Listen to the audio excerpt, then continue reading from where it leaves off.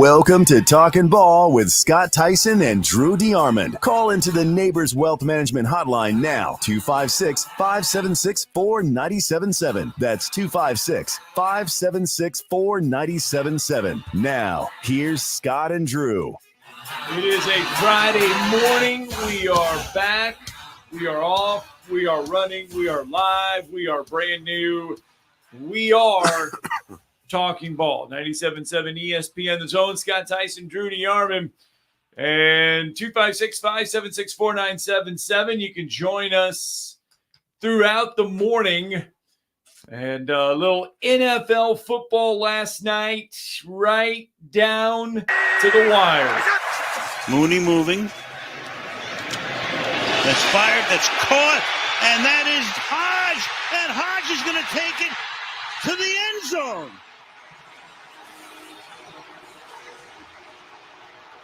A most improbable win for the Atlanta Falcons.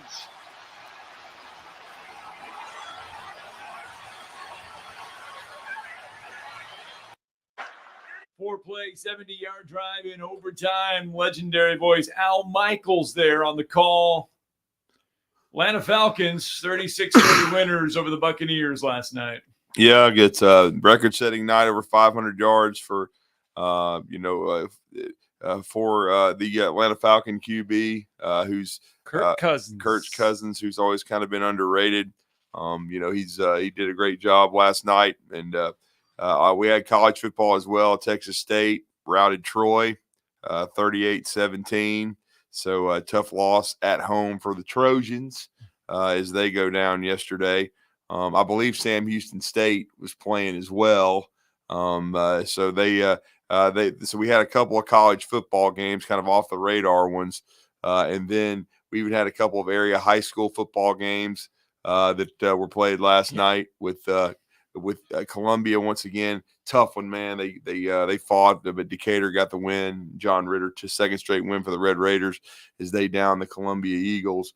And then New Hope bounced back for them. Shout out to New Hope for their big win over JP2. So a lot of football last night, as we talked about on the show, 55 straight days. And so we had high school, college, and then the Falcons in the NFL. And you heard the Falcons on 97.7 The Zone. Yeah, back to the Falcons. Here's what it sounded like on the Spanish booth cam. The Atlanta Falcons have a Spanish broadcast in the booth. Here's how it sounded. Formación T. Cousins suelta el pase completo. Allá va. Se les va a ir. Allá va la 30, la 20, la 10. Touchdown. Anotación. Atlanta Falcons.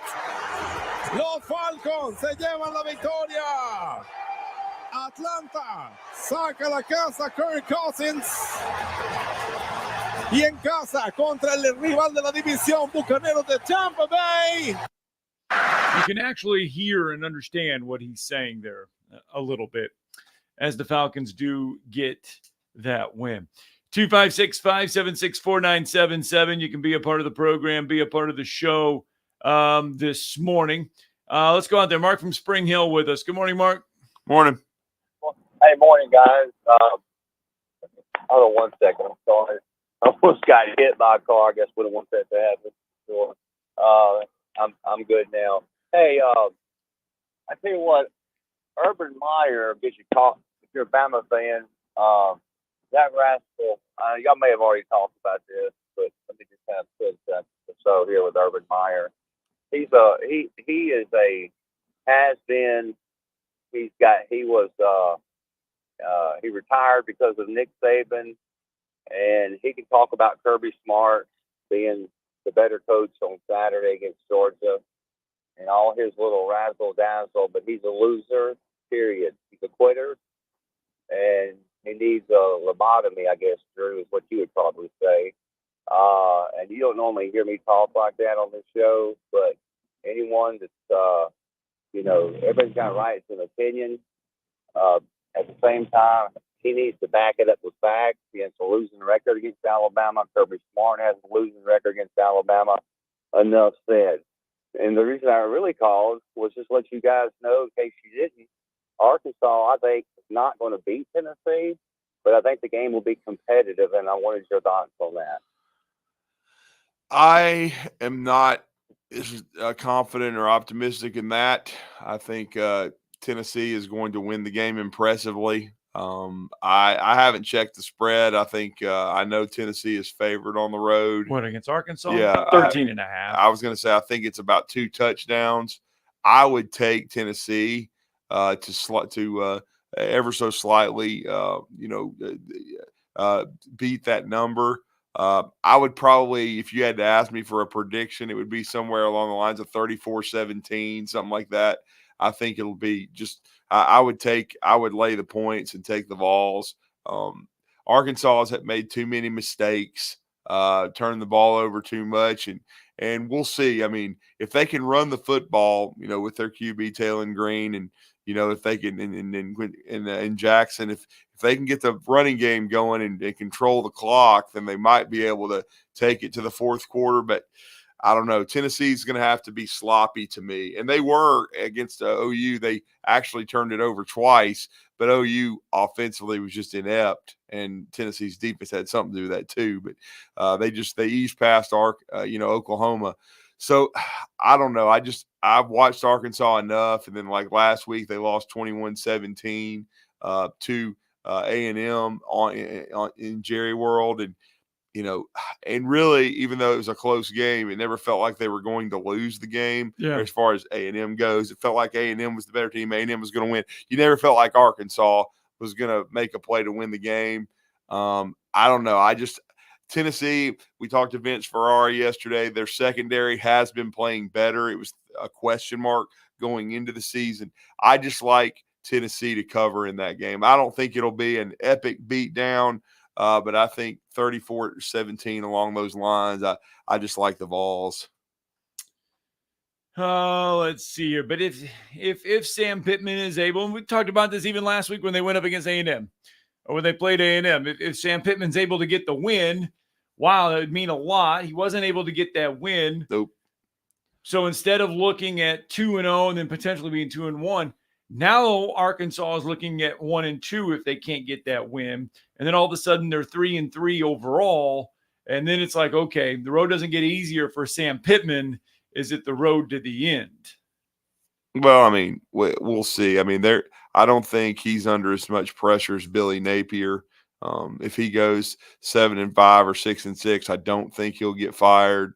If they were to, tank the season and end up 5-7 or worse, then he'd be in trouble. But if they get to a bowl game, I don't think Sam Pittman necessarily is going to get fired. Tennessee, LSU, Mississippi State, Ole Miss, Texas, Louisiana Tech, and Missouri is what remains for the Hogs. Right. 256-576-4977. And honestly, what Mark from Spring Hill was saying, I have not heard what Urban Meyer said, honestly. I know he does that triple option podcast with Mark Ingram. Yeah. And I guess, is it Rob Stone? We do have an excerpt from that to play because Greg Sankey was on it. Yeah, we were talking about that yesterday. And he talked about college commissioners because of Mike Gundy, of what Mike Gundy had to say earlier in the week. It kind of all has led into what Greg Sankey said yesterday. We'll hear from the commissioner here in a minute. But Jeff from the Borough is with us. Good morning, Jeff. If I can make it anywhere, I'll make it anywhere. It's up to you, New York. How about them New York Mets? How about them, babe? Yes. I don't really give a rat's ass, Jeff, to be honest with you. Yeah, I'm sorry. Well, the Mets are moving on, and the Braves are sitting at home. So your Cubs always sit at home, Jeff. I don't give a damn. We didn't go 1-4 in the World Series. They won a World Series, and they've won 2. The Cubs have won 1 since the Callis came home, Jeff. Who gives a damn? They won it, didn't they? Have a good day. Go to hell, Jeff. I think everybody will be succinctly happy that I said that. First time ever. I'm not in the mood for your peckerhead ass this morning. Call back, you gutless coward, and I'll hammer your ass some more. I own you, Jeff. First time ever that the Mets and Phillies will meet in the postseason. Major League Baseball history there. All right. 256-576-4977. That's the number to the phone lines this morning. We're going to kind of get you ready for what will be another fantastic night. Glad you're 2-34 against top 10 teams all time with Kentucky football too. Have fun. Hope you recorded the game last week because you're not through taking ass whippings this year. At least you don't play Alabama where it'd be a scrimmage.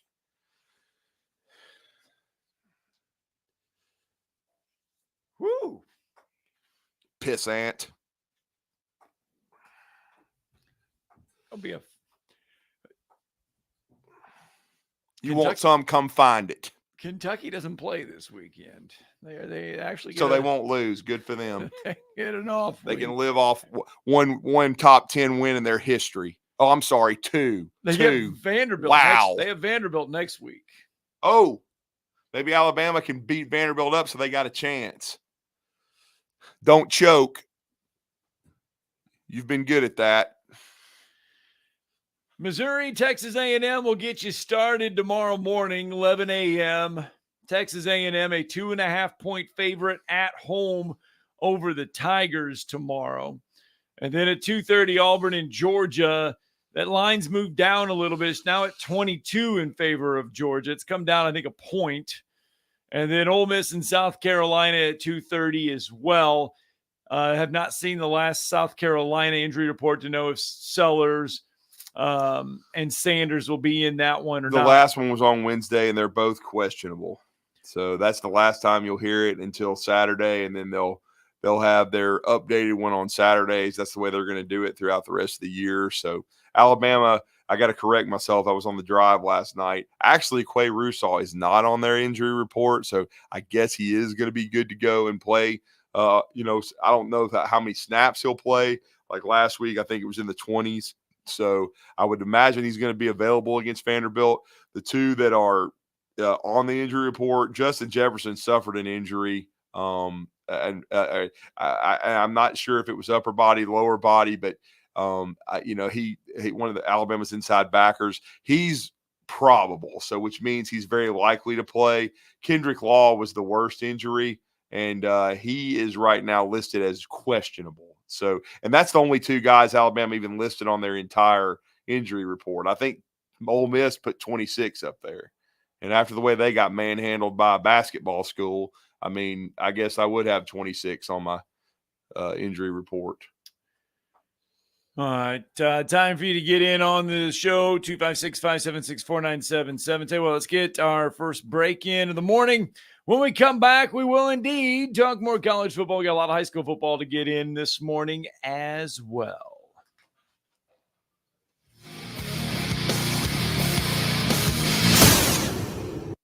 You're listening to Talkin' Ball on 97.7 ESPN, The Zone.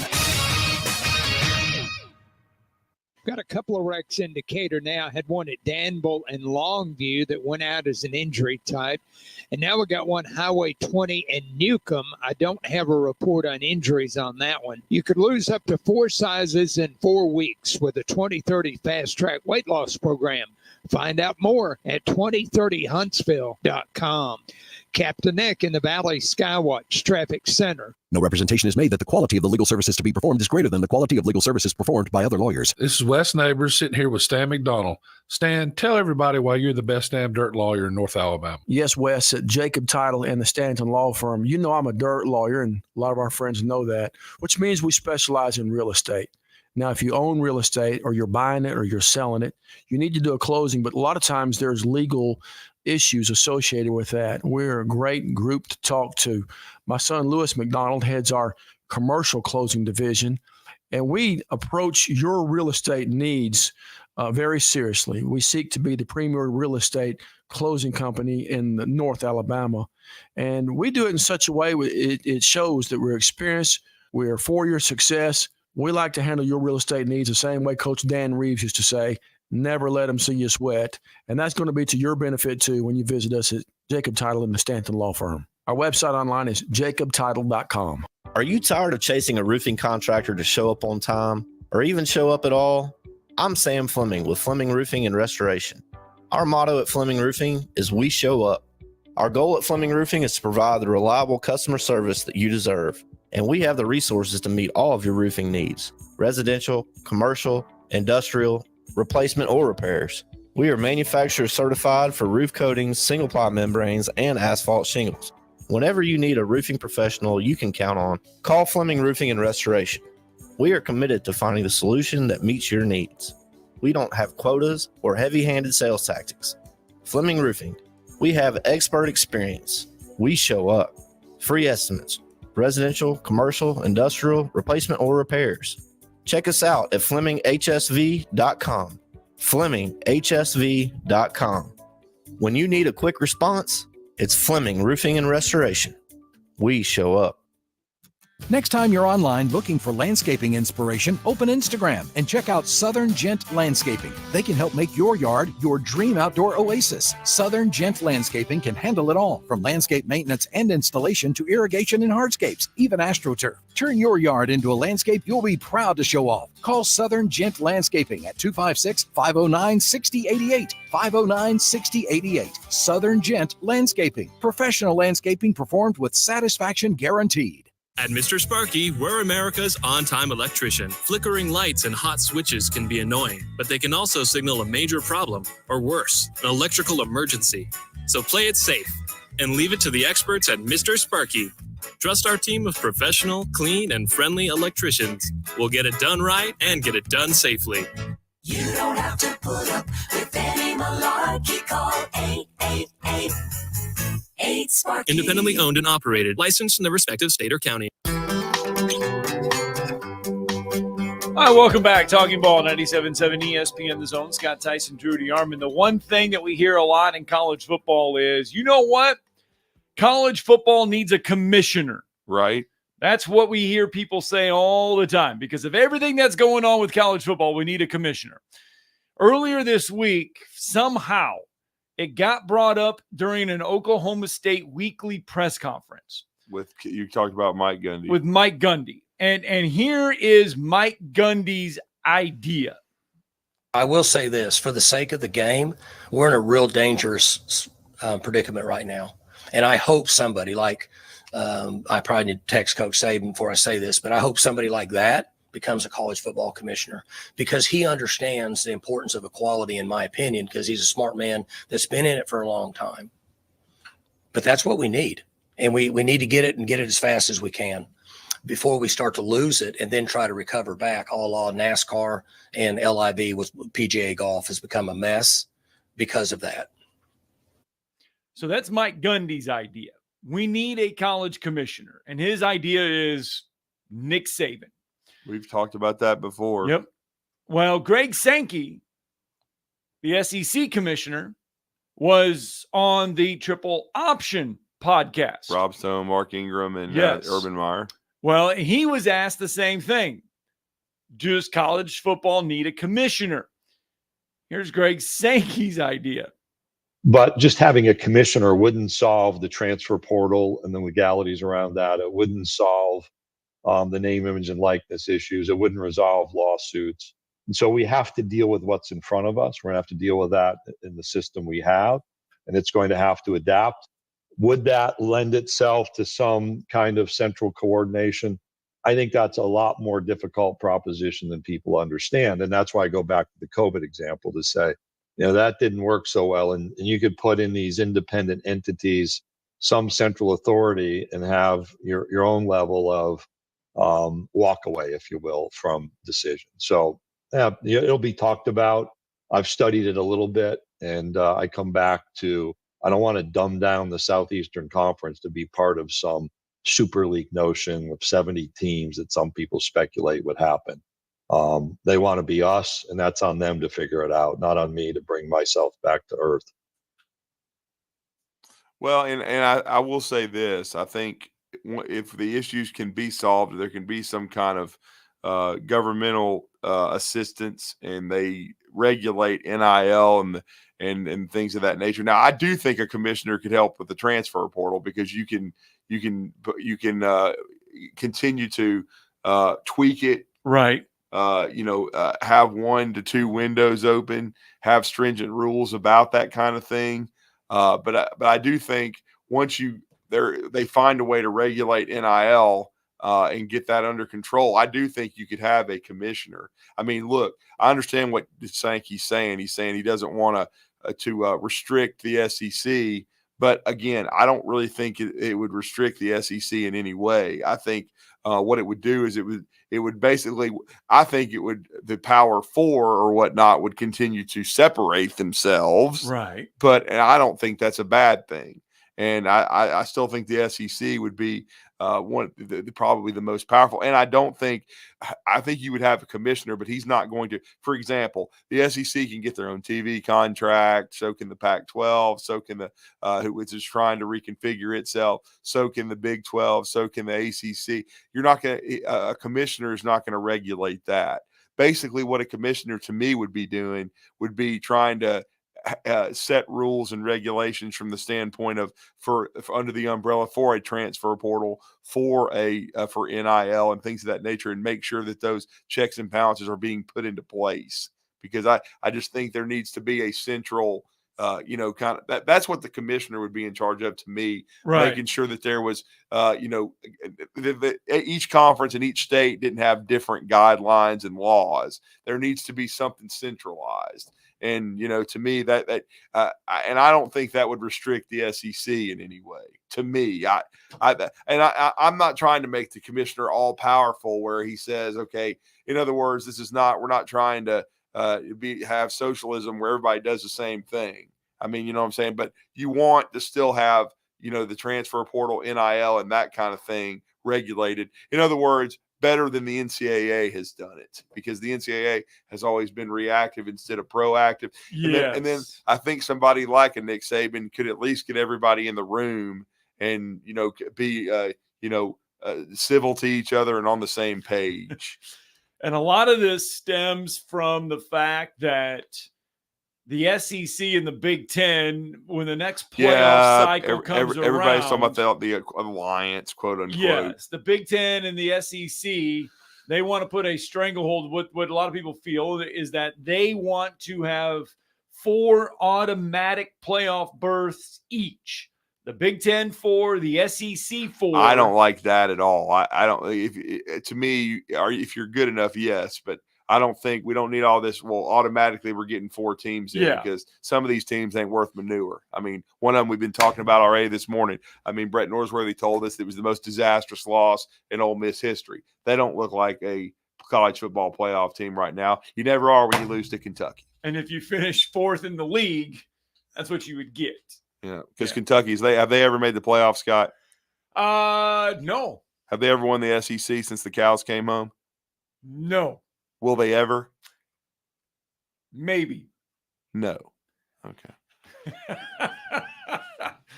I mean, look. They can win it in basketball and volleyball, though. Congratulations. There's always a chance. Okay, they might get into the playoff one year and lose 66-3 like they did against Alabama in 2020. Yeah, there's always a chance you catch lightning in a bottle.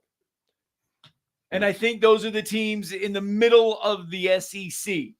Those are the you could probably put Arkansas in that equation. You could put Kentucky in that equation.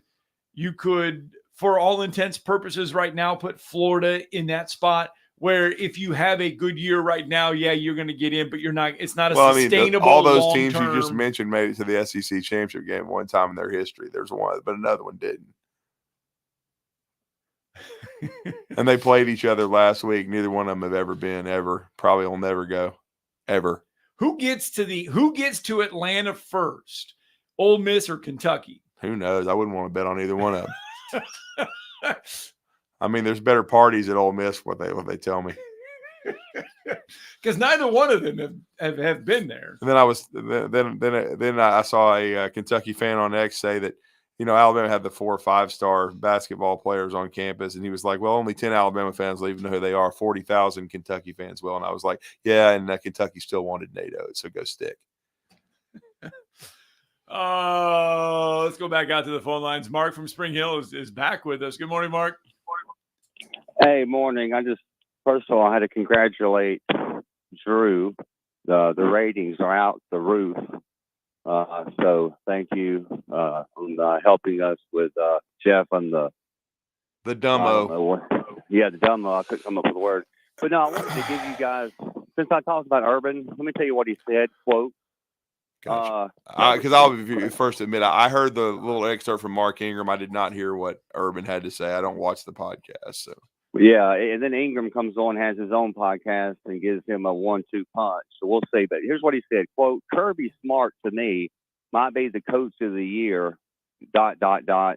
moment to bring that team back. All right. Talking about the Alabama-Georgia game. Because you have a bunch of people right now that just got obliterated in the first half, and they're not used to that, Meyer continued. I mean, they got smoked in a tough environment. They came back, took the lead. That was not a coaching error, Meyer said. That was a guy named Williams. So I'm going to say this again. I think the coaching of the year is what Kirby Smart did in Tuscaloosa to get that team back in the game. It's Smart, not DeBoer, that's the coach of the game. Well, I mean, he did a great job in the second half, but he got another loss. So, I mean, I do think Kirby's a great coach. I think he's done a great job. His team battled and fought, and I gave him a lot of props for how they played. But, I mean, you can't take anything away from Kalen DeBoer. I mean, he's 13-2 against top 25 teams, and he's never lost to Kirby. Now he's 1-0. It's just one time. It's their first meeting, but he's 1-0 against them. He's 2-0 against Sark. He's 3-0 against Dan Lanning. I mean, you go down the list. He's 1-0, or I believe against, or is it 2? I guess they may have played twice. I think he's 2-0 against Lincoln Riley. So he's undefeated basically against a lot of the elite coaches in college football. So I mean, expect when he got to Washington, and then now, of course, at Alabama. So he's been on a huge run, and you can't take anything away from him. And certainly, I respect Kirby, and Urban can have his own opinions, but Mark said it when he called in to start the show. Urban got run out of the SEC by Nick Saban, and then because he couldn't handle Alabama, and then he went to Ohio State. He did beat Nick Saban head-to-head in 2014. There's no doubt about that. But he was never able to get them back to the promised land afterwards. And we know that Urban had a great run at Utah, Ohio State, and of course Florida. But he left rubble and just left both programs at Florida and Ohio State in a bad place when he walked away. And Right. he was a colossal flop in the NFL. Nick Saban at least had a 9-7 season in his first year at Miami. I mean, Urban. That was his biggest joke I've ever seen. That was about like Lou Holtz going to the Jets. But if he would have stopped, and said that was a remarkable coaching job by Kirby Smart, I don't to get disagree his with team that. back into the game, I it mean, would have been fine right there, because it was a remarkable job for Kirby Smart to rally the guys at halftime, right, and get them to come back out and take the lead. It was a fantastic coaching job by him to get him there. The thing is by going on saying it's the coach of the year, but it's way too early for that. That's stupid. Because first of all, Georgia's got some really tough games to play. Right. You know what I'm saying? So, but again, Urban has his right to his opinion. I don't necessarily usually agree with it. I'm not an Urban fan, and certainly he is a Hall of Fame coach, but I wouldn't hire him. All right.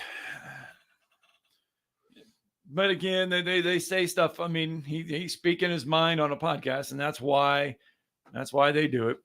But you know what? We would hire Bob Godsey. We'd hire Bob Godsey for any other job. He's going to join us next. Madison Academy head coach. Big game for Madison Academy and over at Bill Washington State. You're listening to Talkin' Ball on 97.7 ESPN, The Zone. Got a new wreck, Parkway and Meridian. That one may have an overturned vehicle involved. It's being reported as an injury type. Got one in Decatur at Danville and Longwood. That one also reported as an injury wreck. Expert heart care backed by advanced technology. When you need cardiac care, you need the heart doctor. Dr. Randall Burns and the team at Huntsville Heart Specialists on Bob Wallace Avenue. Captain Nick in the Valley Skywatch Traffic Center. The company is Eagle Masonry and Insulation, but did you know they're also Eagle Landscaping and Dirt Work? Eagle can take care of all your landscaping needs, including irrigation, sod work, and planting, both plants and trees. On the dirt work side, Eagle can grade and build your pads, haul dirt in or out, and even do erosion control. Philip Love and his team can do it all for you. The website is the same, insulatewitheagle.com, as is the phone number, 256-755-1556. Give them a call and see what Eagle can do for you. Eagle saves you time. Eagle saves you money. If you work in a dangerous or logistically intense industry, you know good training can be a challenge. There are training costs, safety concerns, and difficulty replicating real-world scenarios. There's a better way used right now in the Army and in all our armed services to better prepare our heroes, and it's available to you in your organizations. Higher Echelon's Game Development Team is revolutionizing learning in military training, dangerous industry, STEM, and sports performance domains with cutting-edge virtual training that immerses you in lifelike scenarios without the cost and safety concerns for trainees. With Higher Echelon's game-based training, you'll experience realistic simulations, precision accuracy, and unparalleled safety. Higher Echelon founder Dr. Joe Ross is retired Army who played and later coached for the cadets and puts that experience to use. His team has been building cutting-edge virtual training environments for soldiers and clients for a decade. Higher Echelon, the name you can trust for advanced training solutions. Reach out at higherechelon.com to get your free consultation. Go Higher and go Army. Hey Huntsville, looking for action-packed events? The Huntsville Sports Commission is your hub for all things sports. From youth events to national tournaments, we've got events that thrill and inspire. Whether you're an athlete, a fan, or a volunteer, there's something for everyone. Cheer on your favorite teams, witness amazing talent, and be a part of the excitement. Check out our event calendar and get involved at huntsvillesports.com. That's huntsvillesports.com. Be there, Huntsville. Tom Luganbill here for my friends at Woody Anderson Ford. Bobby White and his team take great pride in their service department, and you can see it the moment you walk into those beautiful new service lanes. And just like a championship team, they all work together to make sure your experience is second to none, whether you drive a Ford or not. Also, check out the gold certified pre-owned inventory at Woody Anderson Ford for great deals every day. Stop by and see them at Jordan and Sparkman or at Woody Anderson of Madison on Hughes Road, or visit WoodyAndersonFord.com. Welcome back. Talking Ball 97.7 ESPN, The Zone. Scott Tyson, Drew DeArmond. Welcome back into the program. And you look at tonight and you look at the forecast, and it is going to be around 75 degrees at kickoff, and it's supposed to be beautiful and clear skies. What a difference a week makes. Yeah. What a difference a week makes. Well, I mean, we talked to Coach Bob Godsey about this last week, and that we knew there was a chance for some weather, but it was a beautiful facility over there at Arab. The turf held up extremely well. I thought both teams handled the weather well. They were two well-coached teams. Madison Academy certainly had some opportunities to score some points, in the football game. But it was a very well-coached Arab team with Kyle Roughton taking over there. He's done an outstanding job. They were coming off of a heartbreaking loss to Guntersville on the last play of the game. And they've got Drew Puccio, who's an outstanding, quarterback who's started for really the better part of 3 years for them. I thought their defense was outstanding because Madison Academy had some opportunities to make some plays, but it just seemed like the tackling was really good for Arab, and a couple of times where Madison Academy had some deep shots open. Football's a funny game. You hit those couple shots, the game's completely different. But I did think it was two good football teams we watched last Friday, and I did that game with Steve Moulton. And now we're going to talk about that and talk about this huge challenge tonight back in 4A Region 8 play as the North Jackson Chiefs and Joe Hollis are coming to Bill Washington Stadium to take on our Madison Academy Mustangs. Coach, good morning. How are you? I'm good. Guys. How are you? Doing well. And Coach, we were kind of talking about that. You knew this was going to be a big challenge playing Arab on the road, a team with a lot of veterans, a team that's experienced. They've undergone a coaching change, but the culture and the systems have basically remained the same with Kyle Roughton moving into the head coaching spot. And I thought your team played hard. I thought they played well. It's just one those 3 or 4 or 5 plays that decide a game. Arab made a couple more than your Mustangs. Well, that's true. I mean, our kids did played extremely hard and played well. We missed some opportunities early on. Obviously didn't get a break or two here or there. with some calls and things of that nature. But that's the way it goes. That's football. That's life. And you know, we'll fight again. That's the thing about this group is once again we've had another. You know, they keep fighting. They keep showing up and fighting, just like they did the other night. And you know, at some point that's going to translate into wins. As long as we keep grinding away, and that's what this bunch has chosen to do so far. Mm-hmm. No doubt. So did that translate into a good week of practice this week? Yes, 100%. You know, even being fall break, once again, field, you know, conditions sloppy. We basically had to search the campus Monday morning to find somewhere to practice, and we were able to do that and have a good day, and you know, just work our way through the week as normal as possible. Good week, especially like I said, we've been out of school all week, so you know, our guys once again showed up and worked. We got an excellent plan. We're a little bit healthier maybe than we were last week, so you know, it'll take all we got tonight to beat this North Jackson team. Yeah, and they usually play physical football, like to run the ball, coach. And I did want to ask you with fall break, if you handle it the same way every year with your team? Do you practice in the morning? How do you change your routine when they don't have school? You know, typically, you know, we kind of leave it up to our seniors or you know, leaders on our team. Most of the time, they want to go in the mornings. Yes. We went mornings this week, every week, but I mean every day. But you know, Tuesday, you know, we had a conflict on Tuesday, so we went Tuesday afternoon. You know, looking back on it, we probably should have gone Monday afternoon as well, just because of, you know, the field conditions being so bad and everything. So might have helped a little bit, probably not, but it is what it is, you know. And I think, you know, you know, challenges come in all different forms of fashion, and you know, you get your share of them through the course of a season, and how you handle those challenges it determines, you know, a large part in terms of how you grow, how you mature. You know, and I think our team is still getting better, still growing, still maturing. You know, like, you know, they're no different than everybody else. We're ready for it to translate into some good wins. Well, what is that challenge? And you use the word challenge. What's the challenge with North Jackson tonight? Well, everything you said, you know, I mean, it's North Jackson. I mean, it's just going to be physical. It's going to be hard-nosed. They're going to run the ball. They're going to play really good defense. I mean, it's, you know, it's North Jackson. And so we're excited about that, you know, opportunity.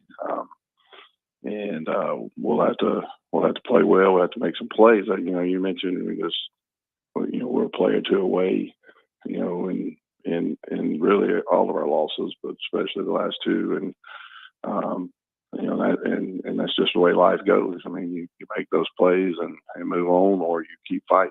And so we're going to keep fighting. No question about it. And I really thought your defense, for the most part, played well. I mean, I know they Arab skill guys were pretty good, but I mean, I when watching the way you both, I was really I enjoyed doing the game just simply because I thought both teams defensively were very solid fundamentally. The tackling was really good because I watched a lot of your teams play at Hartselle and they were never out of place. I kind of felt like that was the case too. Charleston Owens made a lot of great plays, and I think if another opponent might have been some big plays, but I thought they did kind of a remarkable job of tackling. But your guys did the same thing, though. I thought everything was earned in the game, Coach. It was. I think so. From both sides, there were, you know, a lot of mistakes. You know, we get a call or break here on the fumble here, or you know, make a catch here, or you know, that type of thing. But that's the way it goes. That's just life. And you know, that's the lessons that we're trying to teach. It's a lot funner when you're teaching those lessons, you know, after wins. But at the same time, we're still growing as a team, and you know, enjoying this group, and we'll line up and get after it again, you know, tonight. But I do think defensively, here over about the last, you know, especially our open week, Madison County, and last week, I think we really continue to grow there. We actually get a little bit healthier to where we can rotate some guys, a few more guys, on defense, which hopefully will just make things better. But that'll be a big key, tonight. Being able to go, especially, are you saying like rotate along that defensive line? Is that where you can be a little bit healthier at? Yes. Yeah. We, like I said, we just we get Cam Wilson back, which gives us another body in there to to rotate with those guys. We don't have as many guys playing both ways as we did last week, and that cut into us a little bit on the offensive line. But it is what it is, and our guys understand that. They know that, and we'll play as hard as we can play tonight, and see if we can pull out this win. And Coach, I know North Jackson's been very impressive thus far. They certainly played very well last week against New Hope. What have you seen of them from, it's where they've made strides? I know last year they finished strong, and they seem to figure things out around midseason. It seems to have carried over into this year. But what has impressed you watching the Chiefs on tape? Well, I think, one of the things that jumps out when you look at the roster or whatever, you see a lot of juniors and seniors. So, experience. Those are guys that have been through the situations that we're going through right now. So they're an experienced group. The running back Diego, linebacker, he's been there seems like forever. And so he's a senior and playing extremely well. And they got some other athletic guys there, whether they're in their secondary or playing receiver, or maybe they mix them in at quarterback, or they've done a good job of, especially the last week of mixing things up and getting guys the ball. Something we got to do a better job of spreading the ball around. We were kind of one-legged last week. Some of it was due to injury, some of it was due to weather, some of it was just kind of how we had to play the game. And so hopefully we can spread the thing around a little bit more tonight as well. But it's just what you would think of a North Jackson team. Hard-nosed, play hard, tough on defense. Play a lot of man coverage.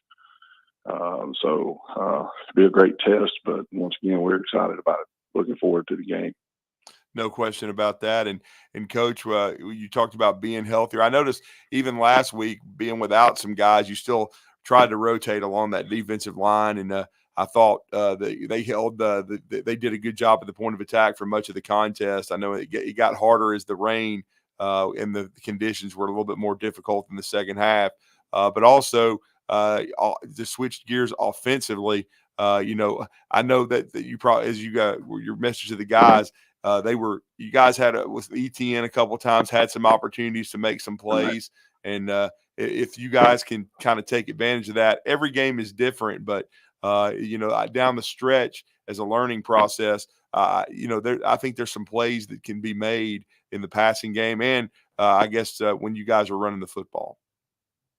Well, I agree. I mean, that's kind of been our motto this week. It's been make plays, and offensively, when you graduate 100% of your production, it takes a little bit of a bit, but that's old news, and our guys know that, and they're working hard, to try to correct it, to be the guy that makes those plays, and so we're going to do our best to get our guys the ball, whether it's ETN, whether it's Khalil Green, Josh Williams will be a little bit more healthy this week. Zion Williams, you mentioned Charleston. So we're going, we've got a good plan together that we're excited about. And, the bottom line is we got to go out and execute it against a good football team. Mm-hmm. And Coach, I will say it's my first time seeing Charleston Owens. I know he's a very young player, a freshman, but a lot of athleticism and twitch, and very, very quick young man. I know you've been rotating him at the quarterback spot with Alex Kreider, but that young man's got a chance to have a special career if he continues to work, because there was a few runs in that game where I thought you were maybe a missed tackle or a broken tackle away from making a big play.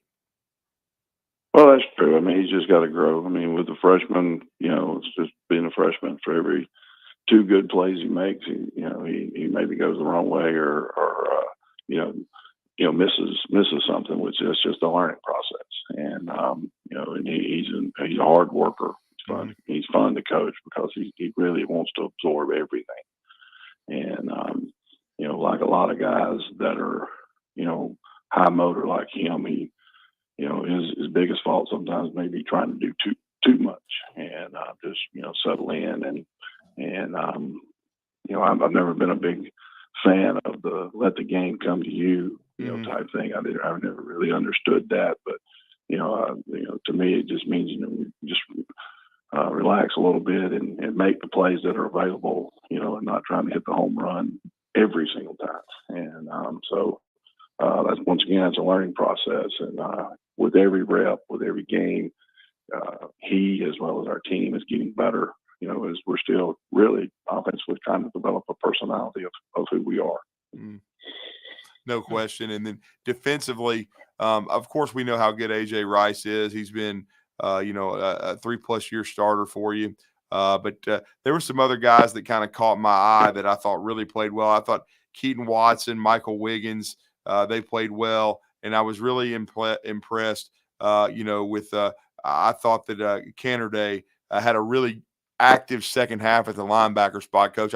I think the way with the competition you're playing this last part of this regular season and playing a team the caliber of Arab defensively, I think you've got a chance to really be good in the coming weeks. And that's the best time to play your best football. But defensively, I was impressed with the way you guys played last week.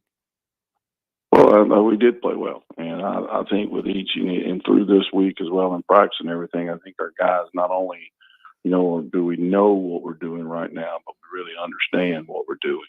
And when you begin to really understand how it all fits together, then obviously you can play a lot harder and a lot faster. So the guys you mentioned, like Barrett, is a first-year starter who is now really starting to figure out how it all fits together, and with that allows him to to play better. Michael, same way. He's starting to figure that part of it out. Keaton's really a 3-year starter for us. Had a kind of a rough first half. He came back, played extremely well in the second half. And, for us, we count on him for a lot of stuff, probably the biggest part of that is Khalil Green playing safety. He cleans up a lot of stuff for us with each game. As he gets more comfortable once again on just what he's doing, what he's seeing, what he's got to see, that helps us as well. It really does.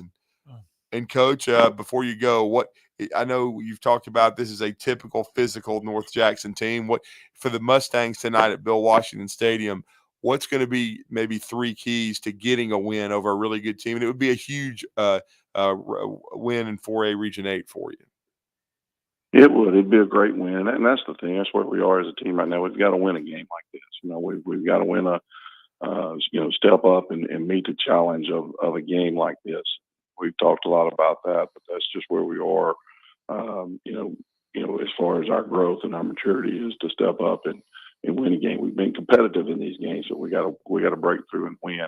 To do that, we've got to be good tacklers tonight. No big plays from them. Make them earn everything.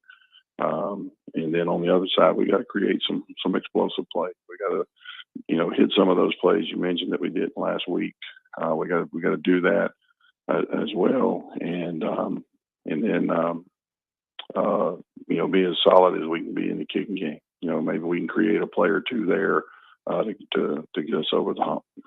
Well, we certainly hope that Madison Academy can get that win tonight. It would certainly be big.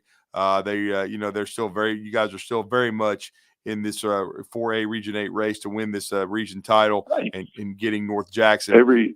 Yes, sir. Everything that every goal we had in the preseason is still out there for us. Mm-hmm. But as we mentioned, we got to go get it. No one's going to hand it to us. Sir. It's just really contrary to that. Everybody's trying to take it away from it. So, at some point, this team's going to break through. And we're going to do everything we can to make sure it's tonight. Well, we certainly hope so. It'll be 7:00 with the Mustangs taking the field against the North Jackson Chiefs in a very important 4A Region 8 game, as Madison Academy still, as you heard Coach say, still controls everything. All their goals are in front of them. and they played a really tough opponent last week. Hopefully it's going to prepare them for tonight, and they've had a really good week of practice. Well, Coach, we always appreciate the time and the insight into the Mustangs, and we certainly wish you luck tonight, and look forward to speaking with you next week. Thank you, sir. All right. Thank you, guys. Always a pleasure. Let's get a break in. More Talking Ball, 97.7 ESPN The Zone.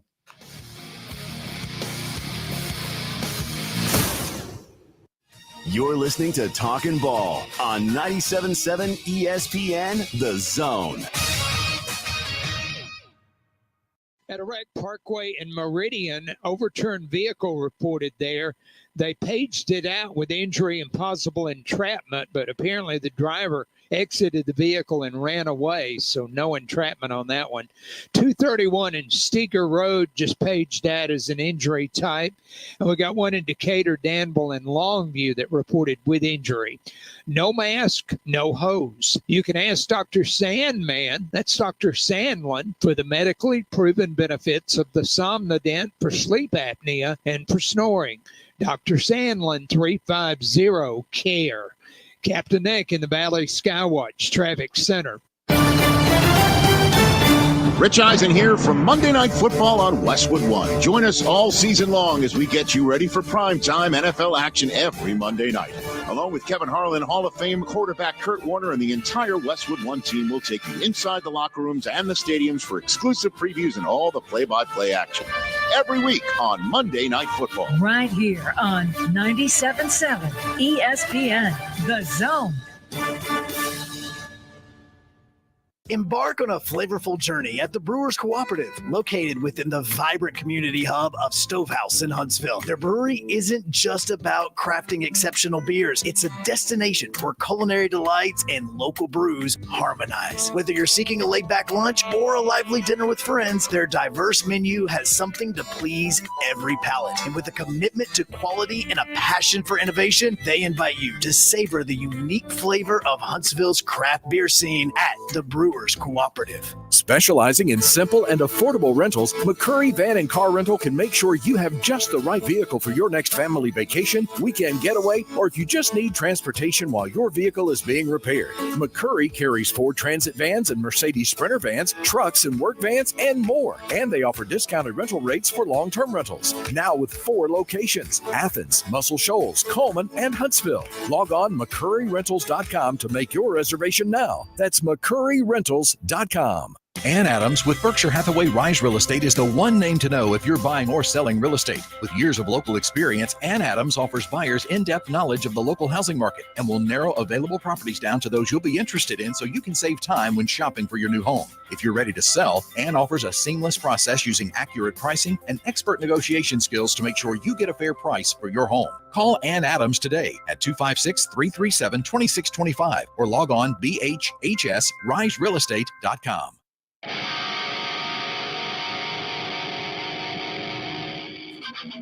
Welcome back.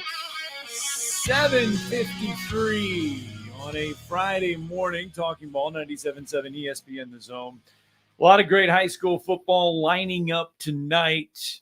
You look around the area. You've got some good ones. James Clemens will be traveling to Florence tonight. That is a big one. James Clemens still undefeated in area play. Yeah. They're trying to bounce back from that 34-24 loss to Spain Park last week. Yes, you got that one there. And then if you look inside the region, Bob Jones and Sparkman is a big one because Bob Jones needs to stay alive with a win if they want to keep themselves in the conversation. Sparkman can do the same, put themselves in the upper half, keep themselves in the upper half of that area with a win. And then same thing for Huntsville and Austin. Austin's still undefeated in region play. Yeah, Austin controls their own with a destiny. win can put themselves still in that conversation. If it's a setback for Huntsville, then that would be a little longer, tall task. I mean, it'd be a third region loss, and that's just really difficult because they're coming off back-to-back region losses to James Clemens, who, as you already mentioned, is still undefeated in 7A Region 4, and is heading to Florence. And that Florence team's already won at Madison City School Stadium against Bob Jones. And so It's a Florence team that did lose in the rain last week, 20-0. To Austin, but they are talented. So that'll be an interesting challenge for the Jets. Sparkman, this is a huge opportunity. They've started slow, as we talked about, 0-3, but they played three good football teams, including that Spain Park team that just beat James Clemens last week. They played Spain Park. They played Hillcrest Tuscaloosa. They played some really good football teams to start the season. So they tested themselves, no doubt about it. And then they nearly beat Austin. I mean, people forget that. The Sparkman traveled to Austin, rallied, went for 2, didn't make it, lost that game 31-30. So, but now they've responded with 3 straight wins. And if they could beat Bob Jones over at the Capitol tonight, that would be, immeasurable. But Sparkman would basically almost control their destiny to making the playoffs if they could get this win. And as you pointed out, that would be a very tough blow for Bob Jones, because already losing 2 heartbreakers on the last play to James Clemens, they lose on a walk-off in overtime to Florence. That would be very, very difficult for them. And then Huntsville, it'd be that dreadful third loss, area loss. Which is because you're trying to avoid. Because Huntsville, they had a tough one in the rain against James Clemens, and then had many opportunities to beat Sparkman, but Sparkman's defense was just too tough and turned them away each time. And so this challenge going to Austin over in Decatur is going to be a very difficult one, because Jeremy Perkins' team is undefeated, ranked in the top 10 in 7A. We all know that.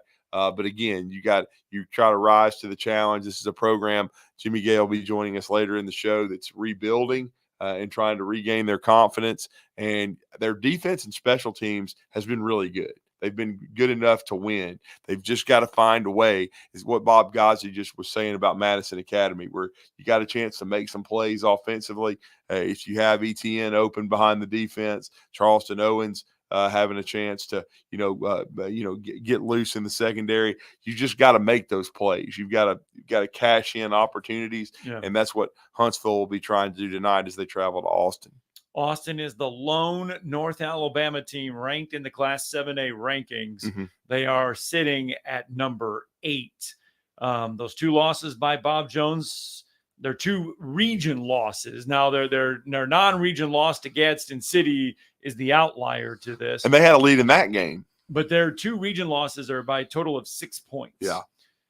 3 to James Clemens and 3 to Florence, and they led late in both of those ball games. The other teams have come back, except for the Florence one. They had to come back to tie that one to get it to overtime.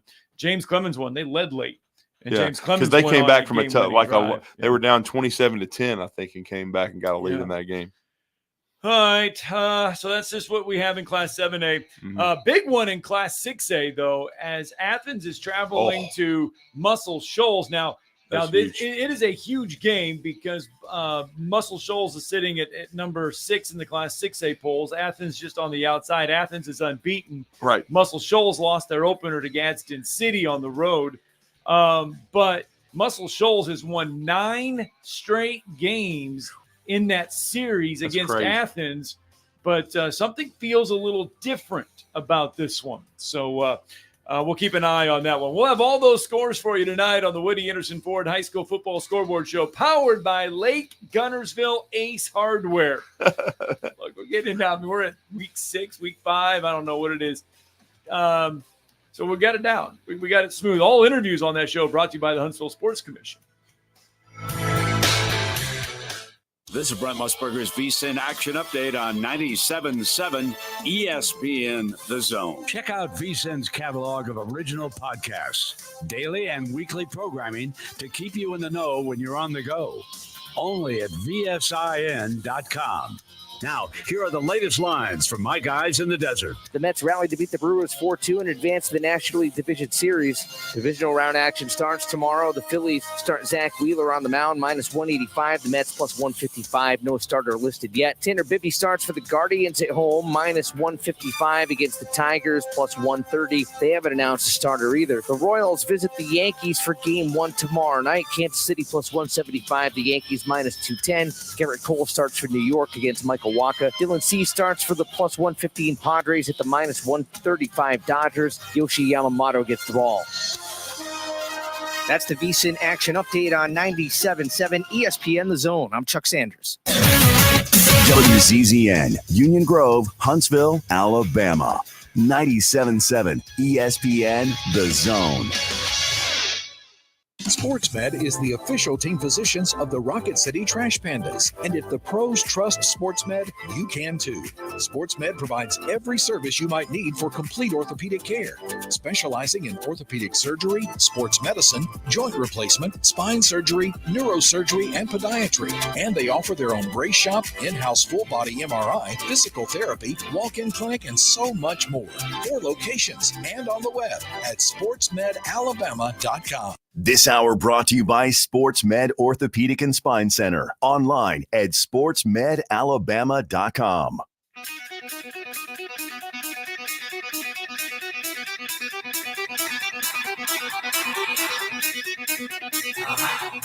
Welcome to Talkin' Ball with Scott Tyson and Drew DeArmond. Call into the Neighbors Wealth Management Hotline now, 256-576-4977. That's 256-576-4977. Now, here's Scott and Drew. It is hour 2, Talking Ball, 97.7 ESPN The Zone. Scott Tyson, Drew DeArmond. SportsMed Orthopedic Surgery and Spine Center, dedicated to providing care that improves lives, helping us kick off hour number 2 here on a Friday morning. Friday morning that usually has us getting you ready for everything going on in college football, SEC football, coming up tomorrow. Tomorrow night, 6:45 on the SEC Network. Florida and Central Florida. Gus Malzahn back in the SEC for one night. UCF, by the way, which just got hammered by Colorado last weekend. Yeah, hammered. They are a 2.5-point favorite on the road in the Swamp. Well, we already heard Vince Ferrara tell us yesterday that he's openly wondering by the time they play Tennessee next week if Billy Napier will be the coach at Florida. But the Gators need to get that one, especially after how we saw, UCF get laid waste to in Orlando by Dion and the Colorado Buffs. But that's a big game for Billy Napier, already on the hot seat, but definitely need to get it done against UCF. And speaking of getting it done, our next guest, and it's Ryer on YouTube. He also does the Second Helping, the SEC podcast, the weekly one with our good friend Brent Beard. Also Talkin' Tide with Chase Goodbread. We always love talking SEC football with Travis, and he's been kind enough to join us this morning on the Neighbors Wealth Management Hotline. Travis, good morning. Good morning, guys. How you doing? Good. I know you're now down in the Sunshine State, but is this win or go home for Billy Saturday? I don't know. It's a fair question, but I talked about this on Second Helping with Brent Beard last night on our show. It feels like Billy Napier's pretty much been the interim coach. Right. He's been there, so why not stick with him at this point? It has that interim feel. It never has felt permanent with Billy Napier. So, and when I look at that staff, who am I going interim with? Right. Yeah. You're paying the guy regardless. And one thing I'll say for Billy Napier, there's never felt like there's going to be like a mutiny or anything under his. Maybe there needed to be more of that tension, or that's been needed more. So it doesn't feel like a team that internally is unraveling. They're not very good, and I don't know. I guess if you feel like from a toxicity perspective with the fan base, you just got to get him off the sideline, maybe. But he already feels interimish to me. Yeah, but if you go out and lose to Central Florida, I'm wondering if the players' minds will change. You get a couple losses here in a row. I'm wondering if the players' minds will change, and they don't look like they're giving up yet, but I'm wondering if they'd mail it in after a couple losses. Yeah, we haven't heard any of the opt-out stuff like we've heard with Central Florida after last week. Right. How about that, though? We talk about this game, and if I told you, look, one of these teams is going to have, going into it, multiple opt-outs, you would have thought Florida, right? Yeah. And instead, it's Central Florida. Yeah, you lose your starting wide receiver. Well, a defensive player that's a contributor. So, it's just bizarre these times we're in for sure. But, Trey Wilson for Florida, there's maybe been a little bit of that question around him with his status and his availability, I guess. But again, whatever you think of Billy, and it hasn't been great in terms of on the field results, they've pretty much passed the threshold now of that redshirt opt-out window. I guess guys could still do it for, other reasons, but this is the big sort of mile marker that you were concerned with for every team, that 4-game scenario. And then, once you get past that, you really feel like you got your football team. Yeah, and so this is going to be a big game for Billy. But I tend to agree with you. I mean, I don't think either team is very good, quite frankly. I know UCF. That there was some optimism, but because I'm just not really high on Colorado, and Colorado just laid waste to them, which kind of surprised me, honestly, in Orlando. So I think these are two mediocre teams at best going head to head. But one matchup that really interests me, though, because I'm still trying to figure out how good they are. And really both teams, to be quite frank, because of what happened 2 weeks ago in Columbia. But this game in College Station with A&M and Missouri is intriguing. It is. I kind of feel like it's almost a redo, a replacement grade opportunity for Texas A&M after the disappointing home loss to Notre Dame in the opener. Right. I think Missouri kind of feels like Notre Dame that way a little bit for A&M. Now, A&M kind of reset things with the change at quarterback, Marcel Reed jumping in there, Connor Weigman with his latest injury situation. So absolutely, big opportunity at home for A&M. This is a game where you like both the running backs, Le'Veon Moss for A&M, Nate Noel coming off a huge performance against Vanderbilt a couple Saturdays ago. But it'll probably come down to quarterback play in this game. And Brady Cook's a guy I still trust in a situation like this. If you're going to go into this like Missouri is on Saturday, that's the kind of guy I'd want. And with Noel emerging and knowing that you still got Theo Weiss and you still got Luther Burden on the outside, the potential is there to do some good things. And also, I think seeing Diego Pavia your last time out probably helps you with Marcel Reed as far as preparation. I know that Missouri also saw Castellanos, the BC, so they're kind of in the stretch of those kind of guys. But yeah, they need to be better in special teams, probably more than anything else. Mizzou, because their kicker went 4 for 4, I think, against BC and was the SEC Special Teams Player of the Week. Then he goes 3 of 6 against Vanderbilt, and damn near well got them beat. Yeah, that's very true. Well, and then another one too is it's kind of like a rebound week because you've got a couple big teams that come off of losses, and now they got a rebound. One of them is on the road, and that's Ole Miss. Kentucky goes into Oxford and just humbles that Ole Miss offense. Now Ole Miss has to go on the road and face a South Carolina team who can be, if they have all of their weapons there, being Lenora Sellers and Rocket Sanders, can be a potential team that could stumble Ole Miss again. They can play the kind of game Kentucky played, and they can play it on their home field at Williams-Brice. So, yeah, they've got an offensive approach that certainly is the 180 from what they were under Spencer Rattler, but with Ashford and also Lenora Sellers, this very much fits them well on that side of the ball. Also Rocket Sanders at the running back position, but it also helps them defensively because they can hold on to the football, keep Ole Miss off the field. And also South Carolina up front defensively built in a way kind of like Kentucky was, in that, they can get Ole Miss slowed down enough that their offense can maybe help them and score enough in that game to win. I still like Ole Miss because this is desperation mode for the Rebels. I mean, right. You lose this game, the season's over. Mm-hmm. It's over in early October, and you were a top 5-ish team just a week ago.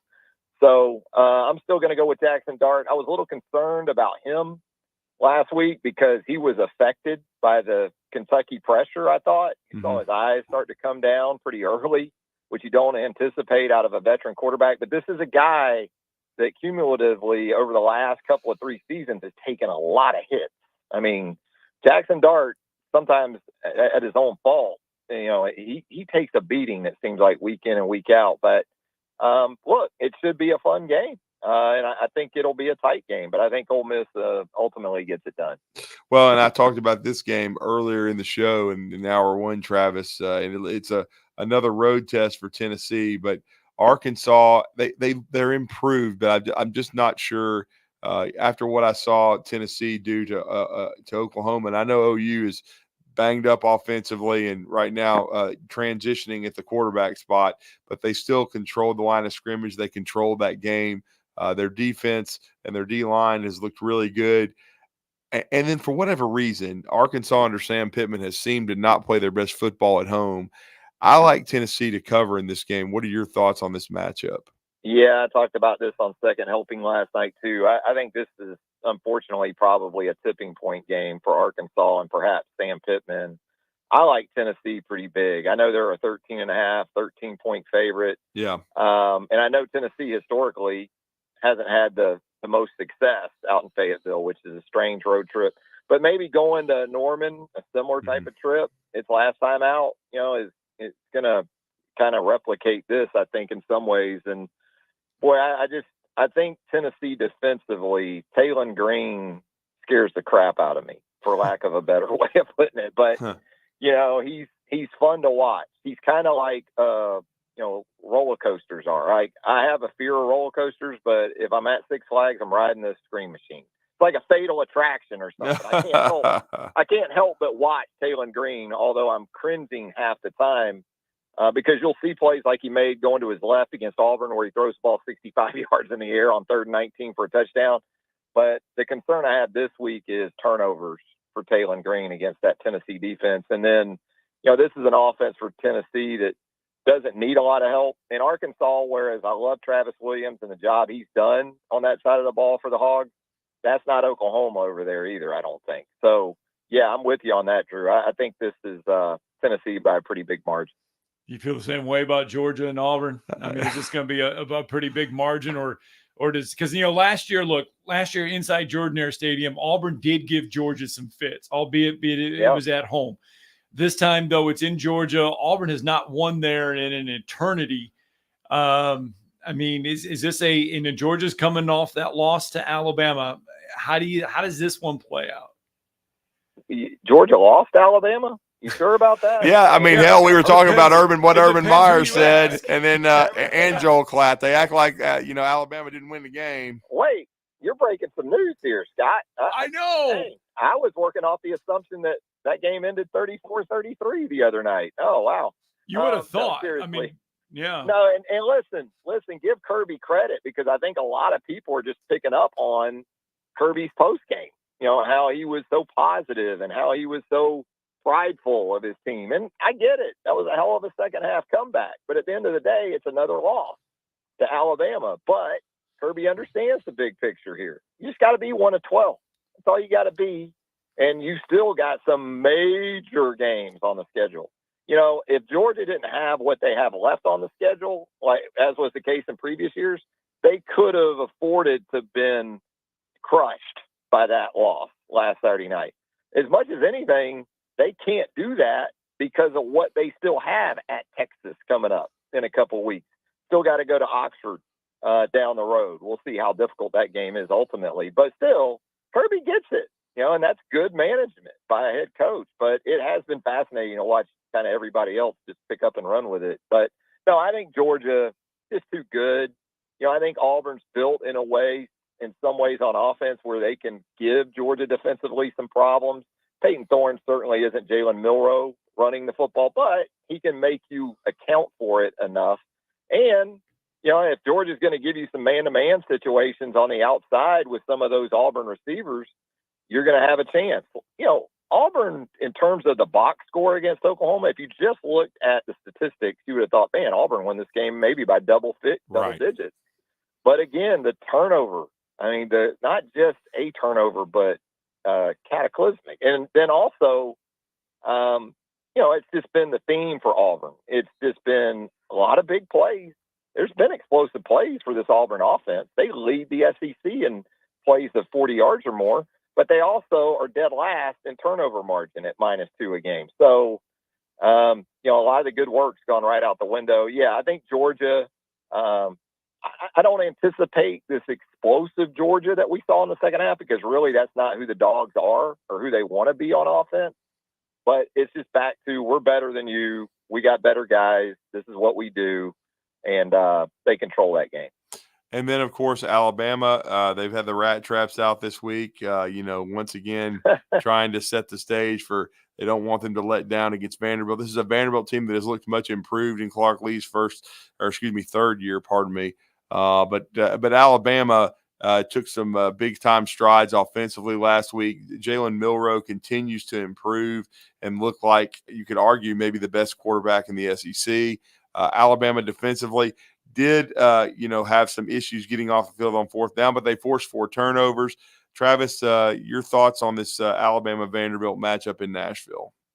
Yeah, I think it's a game in which offensively for Alabama shouldn't have to lean on Jalen Milroe as much or feature him as much, because Vanderbilt defensively, its last time out, gave up nearly 200 rushing yards to Nate Noel, the back from Missouri. Right. So I've had a lot of Alabama fans this week, or not a lot, but a few that haven't been happy or weren't happy with the 15 combined touches for Jam Miller and Justice Haynes. But you got to understand, their presence creates everything that comes from them being on the field, because defenses are still accounting for the backs first and foremost. So when Milroe keeps it like he did on the 36-yard touchdown run, what did you have from Georgia? You had a couple of guys crashing on the back, and then Milroe was able to keep it clean and get the corner. They're still very, very impactful in terms of what they bring to that mix. But I do think the touches will be there for them this week for Haynes and Miller. I don't think you're going to have to really even go much RPO or zone read or any of those type of things. I think if Alabama wants to line up with the backs and kind of mash Vanderbilt for 4 quarters, they can do that, which also obviously creates opportunities on the outside for guys like Ryan Williams. And then, defensively, I love this game because this isn't Kyle Shermer at quarterback for Vanderbilt. This is Diego, and Diego is my favorite player in college football. He is. He's my favorite player. And so I am just fascinated, thrilled, giddy to watch this guy go against this Alabama defense, how Kane Womack goes about defending him. He's got Jahad Campbell at his disposal. Vanderbilt doesn't really have, Johnny Manziel had a Mike Evans at receiver. Yeah. Vanderbilt doesn't have that. So, I think Womack's going to be afforded multiple avenues in which he can take with Diego, but it definitely makes the game a lot more interesting with his presence. I think Alabama ultimately just too good and can control the game again with the run game, and pretty easily, I would say, gets out of Nashville with a win. Yeah, no question.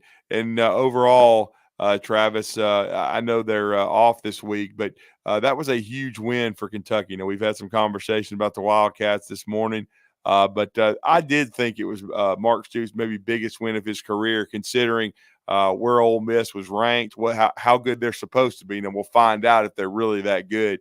We even had our good friend Brett Norsworthy, part of the Ole Miss Radio Network, on earlier this week, and he said that he thought it was the most disastrous loss in Ole Miss history, considering what they're supposed to be and the roster that they have. Well, yeah, I would say disappointing for sure. Right. Because this was that Ole Miss team. And typically with Ole Miss, you've been able to say, especially in recent years, the defense just got lit up. And, but really it was the offensive side of the ball where they didn't get enough. So, you give up the 4th down deep ball. I mean, that's disappointing for sure. But,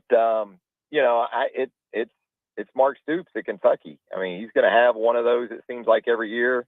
He was already beloved, really, for what he did against Florida, ending that 30-year losing streak or 30 meeting streak, whatever it was. But that's a tough one for Ole Miss, and that's why it'll be interesting to see how they respond, because if they sleepwalk into Williams-Brice Saturday, that could be a real problem, a season-ending type of situation for them. And yeah, I think for Kentucky, I think, what it helps you do is it's a replacement grade for South Carolina on your home field earlier in the season, where you just got absolutely handled. And, you were going to have to beat someone like Ole Miss on the schedule to sort of fill that void, and they were able to do it. The only saving grace, I think, for that Ole Miss team is it's not an 11 a.m. kickoff.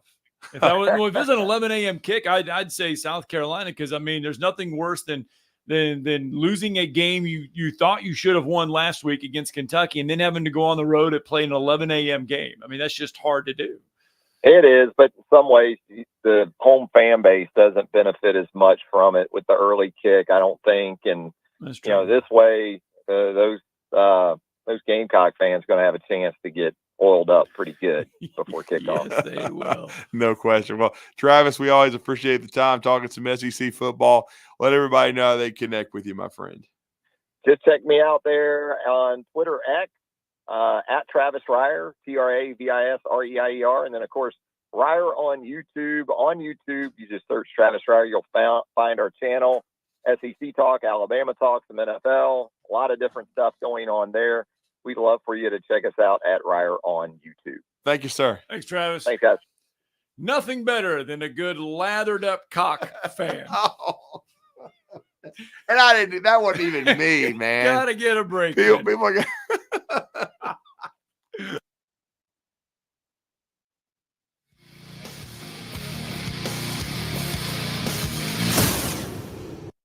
You're listening to Talkin' Ball on 97.7 ESPN, The Zone.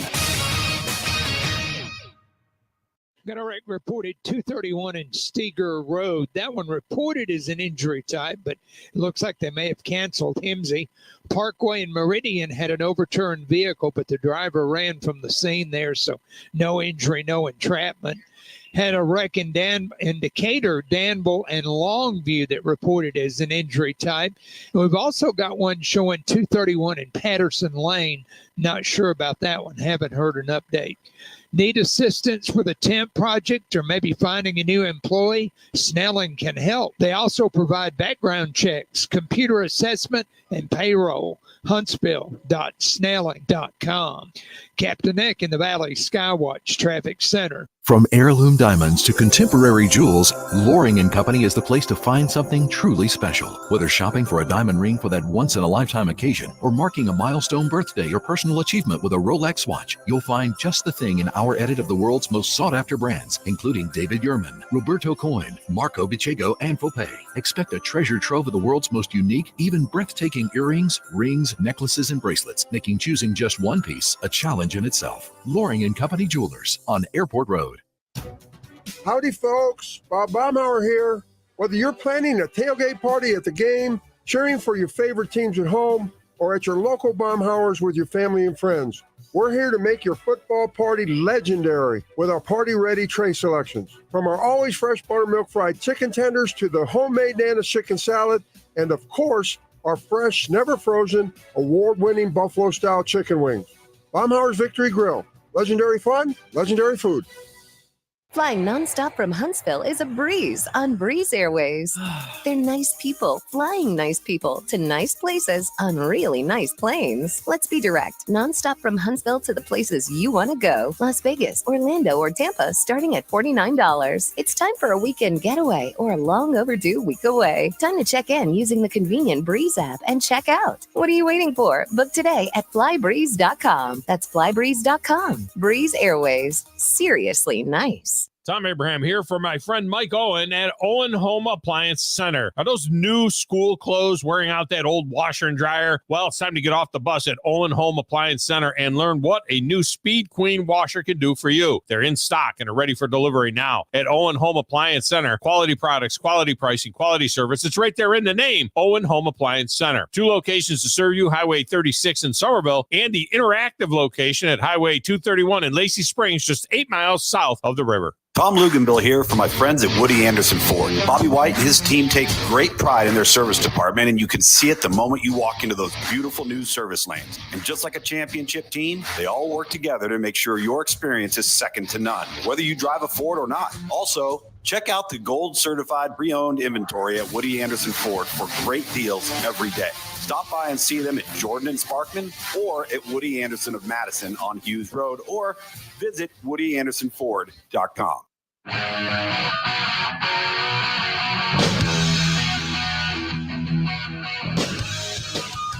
Welcome back. Talking Ball 97.7 ESPN, The Zone. Scott Tyson, Drew DeArmond. Just had Travis Reier on talking SEC football. And it had been kind of thinking this when we were talking to Travis, because we talked about all the expectations and the fact that if Ole Miss loses, okay, the expectations are they could be out. I mean, it's disappointing. They're going to be one of those teams that started inside the top 5 and they could easily appear outside of the top 25. But vice versa, is there a team, not only just in the SEC, but within college football right now, that we look at and we say, you know what? I apologize because I underestimated your guys' ability, and I did not see I did not see this coming. That the success and what we're seeing right now out of you that we should have. Well, I mean, as far as a team in the Southeastern Conference, I think Texas A&M has been good so far and really solid. They could have easily been undefeated and beaten Notre Dame. And I mean, I know some people in Dallas when we were there for SEC Media Days. There was some buzz that some thought they might. I think Jake Crane even said, I think he had them going 10-2 and being a college football playoff contender. But I think they've been really solid so far. They got that. It wasn't a pretty win, but they got the win over Arkansas. And you might say Arkansas has been a mild surprise because, look, I don't think a lot of people before the season had them winning in Auburn. I sure didn't. Right. And again, and then they really should have beaten Oklahoma State. I think if they had won that game, the way they came out being so impressive, there would be even more positive thought about Arkansas. Would be that team that we'd say, wow. You know. And then to a certain degree, and they're coming back down to earth, but Vanderbilt, I mean, look, they beat Virginia Tech. Nobody had them doing that. They nearly won in Columbia, Missouri, and now they get a chance to take on Alabama. So they've been, much more competitive. Now, the only problem is, though, they laid a turd against Georgia State. You need to beat, group of 5 teams, even if you're having to go play them on the road. Right. If you're an SEC school. So there would probably be a little bit more buzz about the Vanderbilt Commodores. But again, I think there has been some surprises so far. We'll see. But I think in the SEC, so to speak, and then I think they're not a surprise, but I think Tennessee might be even better than people thought. I mean, I think there was some high expectation, but the way that defense is played early, and again, the reason I'm still in a little bit of a wait and see mode is because Oklahoma is not an offensive juggernaut and they've been banged up. Right. But I still think they're going to handle Arkansas. But Arkansas does have a potent running game. And Travis just mentioned there's that weird deal about them not playing well in Fayetteville. Now, I think their team is in a much better spot right now. And so far, I think Josh Heupel's coached well. We've kind of made reference to the fact that against Oklahoma, he did take his foot off the gas. He didn't keep trying to play fast. He didn't keep trying to take chances, realizing his defense is playing well. And rely on that. And then run the football, play just solid complementary football, and not try to, put up 50 points in the game. We'll see how he handles this environment over in Fayetteville. But again, Tennessee been really good so far. And who would have thunk that right now, in many ways, they're undefeated and Georgia has a loss, I guess. I mean, it's so funny. It is. But everybody talks all their stuff all off season. Nick Saban's gone. No more boogeyman. They're Georgia's the king. And then and then the boogeyman's still there, but now the mantra is, but we won the second half. We almost won the game. You lost, you bunch of overrated. You know what I'm saying? I'm sorry. So in other words, they're pulling the Lincoln Riley. They're we won the second half. The Lincoln Charmin here. You don't get a bed of roses for losing. Okay, it's still a loss. So guess what? If you lose to Ole Miss, if you lose to Texas, if you lose to Tennessee, your ass ain't gonna be in the playoff. Okay. Well, okay, so you lose close to Alabama, but their strength of schedule is so high. No, I still think they have a chance to be a top 3 or 4 or 5 team in college football and be in the playoff. Right. But I'm just saying this. But if they lose 2 games, they're still in the playoffs, right? This garbage from Klatt and from Urban Liar. Oh, well, Kirby's still the best coach. He did a great job. I'm sorry, but Kalen DeBoer can look him straight in the eye. Kalen DeBoer is as good as Kirby. I don't give a damn if Kirby's got 2 national championships. He just whipped Kirby's ass. I don't care if Kirby did come back and get a 34-33 lead. What happened? He couldn't cover Ryan Williams. So I'm just saying, you got to give Alabama credit for winning the game. And the bottom line is the bottom line. He's 1-6 against Alabama, and they own his ass right now. So you speak of Kalen DeBoer. Yesterday, it actually was a conversation on the Pat McAfee show about how good Kalen DeBoer has been. I mean, they've talked about his record as a power conference coach right now is 30-3. 30-3 as a power conference coach. And they don't bring that up. 6-0 versus Kirby Smart, Steve Sarkisian, and Dan Lanning. Well, and they have that they have brought up. They Yes. don't bring up the 30-3. They just want to bring up that Kirby did one hell of a job rallying his team to almost win. Nobody cared if he almost won. Nobody cared. It's like the old CBA days where you get a point for winning the quarter. I mean, Georgia, and I will say this: if Georgia gets in the playoff, right, I still wouldn't be surprised if they did. They will earn it because they have you already talked about their strength of schedule. Yes, Texas coming up, and they've got Tennessee Texas, they've got Tennessee, they've got Ole Miss, and Ole Miss right now is still ranked in the top 12 in the country. If they win all those games, they without a doubt deserve to be in. They'll probably be in Atlanta. Okay. But look, they've got some big time tests coming up. And if they lose a couple of them, they ain't going to be in the playoff. So, and then is people's opinion going to change of Kirby? Not much, because he's won 2 national championships. But all this, he won the second half. And I think Alabama they ought to feel very fortunate. Georgia just ran out of time. Yeah, they've run out of time 6 out of 7 times. What's that pattern? All right, let's get if it wasn't for 2 ACL injuries, their ass would be 0-7. Then what would be people saying?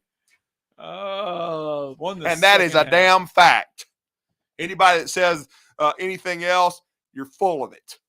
Don't Georgia fans say last year was last year Georgia was really hurt in the SEC title game? Boo-hoo-hoo. They were on the field. They were out there, okay? They were playing. Both are excelling in the NFL. They're great players. You lost again. Jalen Milroe is better than Carson Beck. That is a known fact. He's already whooped his ass 2 times. Not in the mood today.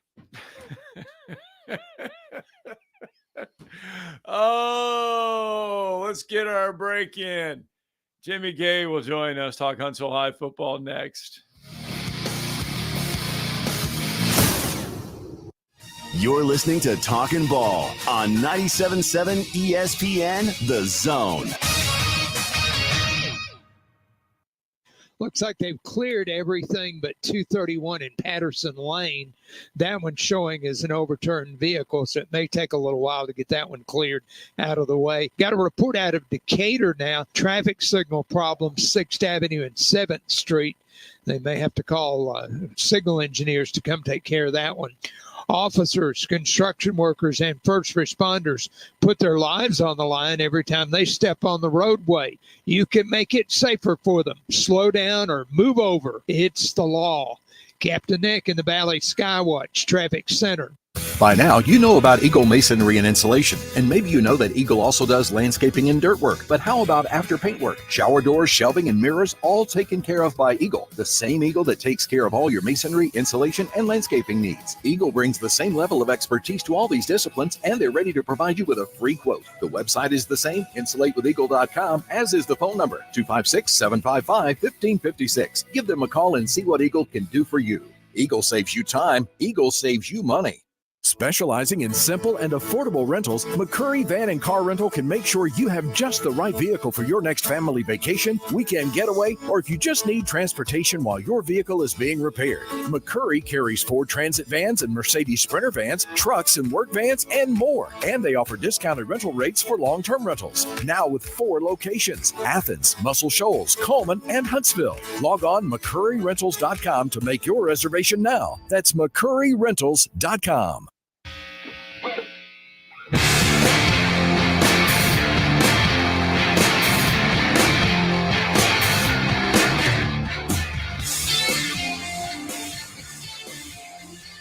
Welcome back, Talkin' Ball, 97.7 ESPN, the Zone. Scott Tyson, Drew DeArmond. Welcome back into the program, 8:35 on a Friday morning. One good thing about having a bye week is sometimes you can take a look at some other teams around the area and just drop in on some games, or you can just put your feet up and rest and kind of figure out where you want to take your guys the rest of the way. And those are probably some conversations our next guest had last week. Well, certainly he's, resetting the culture at Huntsville High. They had a bye week last week coming off of a very tough loss against the Sparkman Senators. We've already talked about Sparkman. They're going for a 4-game winning streak tonight at the Capitol over on their campus in Harvest, Alabama. They will be in a 7A Region 4 battle with Bob Jones, and that's a big rivalry. But Huntsville High is going to be traveling to what right now is the number 8 team in 7A.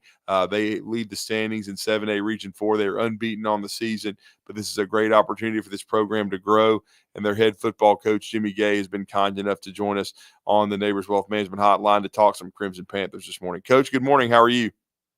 I'm doing good. How are you doing? We're doing good, Coach. And I guess the thing I'm sure you and your staff did was kind of self-assess and self-scout after the game against Sparkman and kind of go back to work. What was kind of the focus of your bye week last week with your team to get them ready for this stretch where you guys don't have a ton of margin for error because you want to make the playoffs? That's the first and foremost goal. But what did you kind of take a look at when you guys were on the bye last week? Well, just, we're getting back to focusing on the fundamentals, lining up right, assignment football, that type of stuff. And, that bye week come at a good time. We were a little banged up, so we, took it to get a little better in certain spots, a little more healthy. Mm-hmm. Absolutely. And then the game against Sparkman was a tough one. Both defenses played, I thought, well in the game. Huntsville gave up just a couple of explosive plays that kind of made the difference.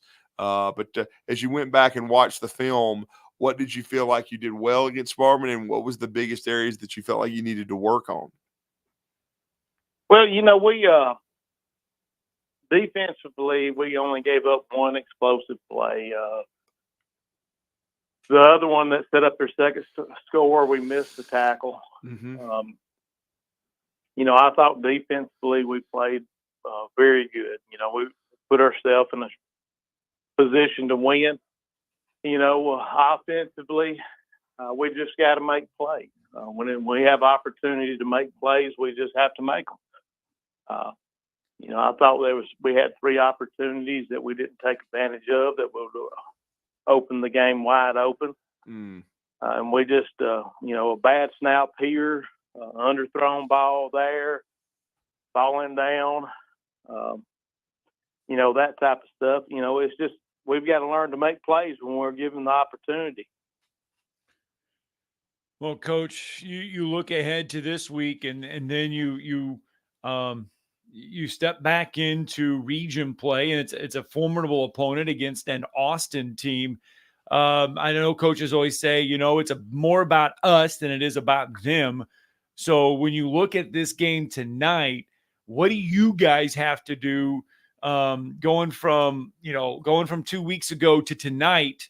What do you have to do then to come out and find a way to get a win? Defensively, we got to tackle. We got to swarm the ball, be gang tacklers. Offensively, we can't turn the ball over. kicking game. We've just got to keep doing what we've been doing in the kicking game. I think, that's one of the bright spots of, the last few weeks is that we've done well on our special teams. But, the keys to victory will always be the same. You got to play hard for 48 minutes and not make many mistakes. And then, Coach, I know you've been very proud of your kicking game. Talk about the performance, a couple weeks ago of Miles Dane. He's another young man. We talked about Jack Maservi, who's been a captain for you and who's a first year playing football, has been your place kicker and punter. But Miles, same thing, a first year football player, a guy that's it's pretty good to have two kickers of that caliber. The only sad part is, as I was talking to your special teams coach, Charlie Wilburn, yesterday, I just wish one of them had another year of eligibility. Oh, I do too. I do too. We've been very fortunate when it comes to that. They both come out from the soccer team. And against James Clements, Maservi got hurt, missed the game against Sparkman, and Miles, he just stepped right in. I love those kids. They have a great attitude, and it's I wish that attitude was great, was contagious, because it doesn't matter the situation you put those two in, they're going to go out and regardless do their very best. Yeah. And they're fearless. I totally agree. Because Jack, he sacrificed his body, and that's the reason he missed the game a couple weeks ago, because of the concussion he suffered against James Clemens, and he recovered an onside kick in the process. So he's an outstanding young man. Then Miles picked it up, definitely picked up the baton, did an outstanding job. But we've talked about it too. You just talked about defensively, your team played well. I would agree. But this is an athletic team with Austin with a lot of speed. They do have some offensive balance. What is your team defensively? I know you just mentioned tackling is going to be super important because a missed tackle led to a score for Sparkman. But what's going to be kind of the key to controlling the line of scrimmage against a team like Austin? Well, Coach Perkins, he does a great job. They are very well coached. They're going to do what they do. Defensively, they're sound. They're a type of team that's going to make you try to make mistakes. Offensively, they have several weapons. They always seem to have a quarterback that can run and make things happen with his legs. Mm-hmm. And they're a good size up front. They got good sized kids, and they can move the ball when they go to running it. Mm-hmm. So, the keys is that we're just going to have to play good technique football, be where we're coached to be, and then just play lights out. Was it easier going through practice during fall break than a normal school week? I think so. These kids responded well. As a coach, you always hate anything that's a hiccup in your routine. And, I've been proud on how our team has responded to, that game last week was very tough. That was a tough loss, and they responded to some of the things that happened in the game with a lot of class. They did. And then this week we had that bye week. Then we had fall break this week. And they approached it the way we needed to approach it. They showed up and worked. And that's always key because again, like you say, when you're trying to change the culture and you're trying to turn the program around, the way you respond to adversity always kind of sets the tone. And Coach, this is a big opportunity tonight. No doubt about it. I know you guys watched the film. Certainly Sparkman played these guys to the bitter end over there at Austin. And, if you can make plays, you got a chance tonight against a very quality opponent. Offensively, what is going to kind of be the key? Is it going to be time of possession in your mind? What, in order to beat a team like this on the road, what must your team do on offense? Well, I think if anybody has watched us all year long, we've struggled at times on offense. And the games where we have not done so well, our offense has put, our defense in a bad position. We can't do anything to make it easier for Austin to score. Mm-hmm. So we got to hold on to the football as long as we can. We've got to get first down, and we got to get it playing on their side of the field. That's what we got to do. Well, it's going to be a great opportunity. Michael Seal and I will be on the call tonight over at that beautiful campus with Austin. It'll be I've been to their new facility, but I have not done a football game there. This will be my first broadcast. I'm really looking forward to it. Really looking forward to seeing how this Huntsville Crimson Panther football team responds against the Austin Black Bears. This is going to be a great opportunity for the Crimson Panthers. I know they've had a good week of practice, good work, but Coach, we really appreciate the time and safe travels over there. We look forward to seeing y'all tonight. Drew, I appreciate all y'all do. Thank you. Appreciate it, Thanks. Coach. Go Big Red. This Go will be Big Red. this will be your second game there doing it, Austin.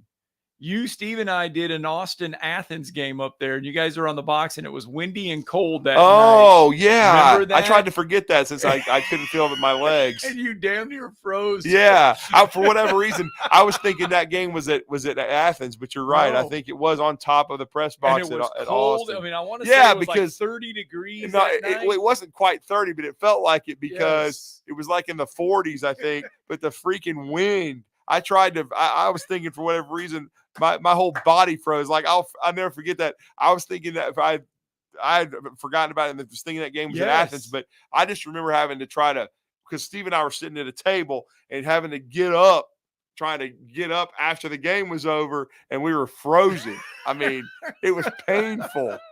So my apologies to the Austin administration. Yes. This will be my second game doing it there. But again, The first one, you froze. well, hopefully I won't be frozen tonight. But man, I'm gonna tell you what, because look, I mean, I did Randolph the last 2 years, and Bandy and I did Randolph last year, and we were on top of the press box every time. So if it's windy, it's like a wind tunnel, and if it's cold, it can be tough.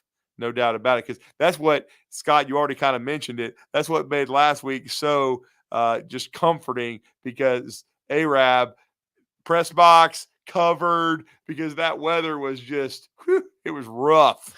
And especially that second half, because second half, we got a little bit of a reprieve at halftime. The rain stopped, but the second half started coming down in sheets, and we weren't out in there. And then we were eating steak at halftime, so that was good. So we didn't have to be soaking wet. About it.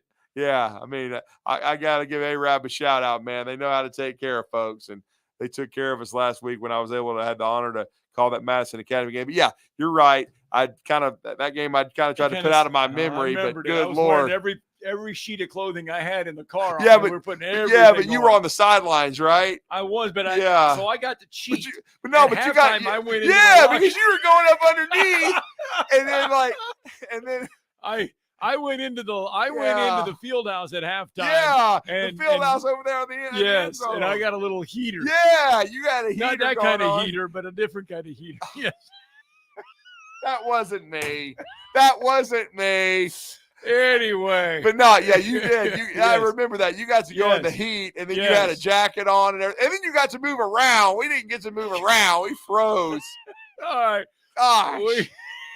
My apologies. See, now I brought up some. So there we go. I was like, wait a minute. I remember we did my that shoulder game. started hurting. I know.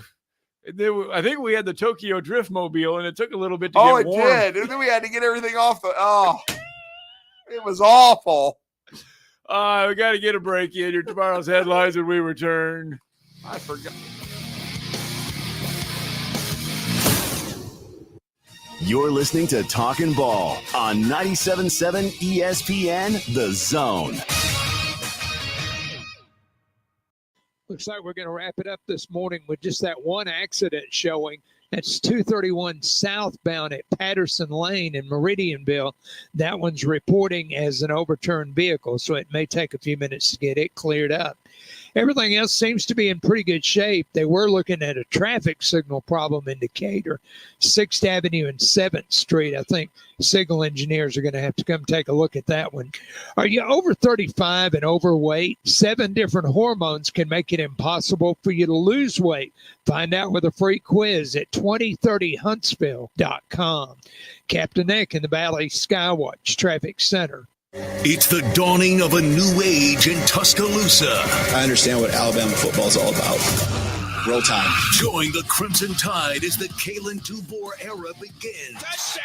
Join us Saturday as the Crimson Tide head to Music City to throw down with the Vanderbilt Commodores. Our coverage begins at noon on your home for Alabama football.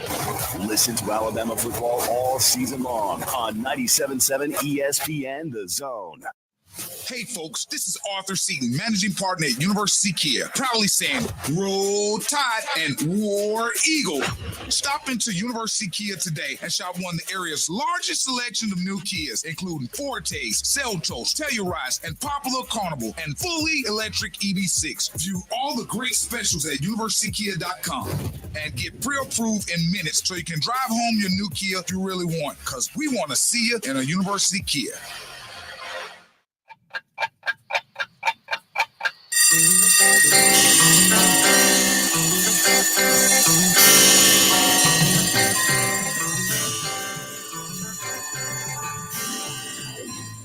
It's time for tomorrow's headlines today with Scott Tyson and Drew DeArmond on 97.7 ESPN The Zone.